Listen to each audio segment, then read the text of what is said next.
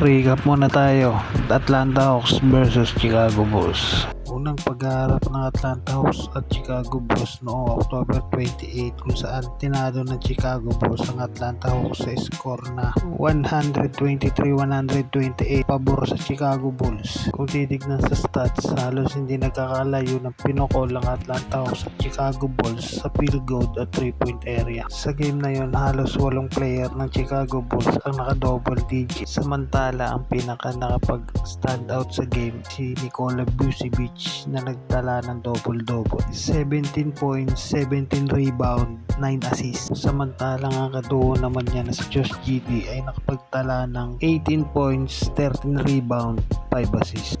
Samantalang sa Atlanta Hawks naman nakapagtala ang duo ni Jalen Johnson at Trae Young ng 21 points, 3 rebound, 17 assists. Samantalang si Jalen Johnson ay nakapagtala ng 25 points, 6 rebound, 3 assists. At yun na nga, abangan natin mamaya ang alas 4 kung makakakuha na ba ng panalo ang Atlanta Hawks laban sa Chicago Bulls.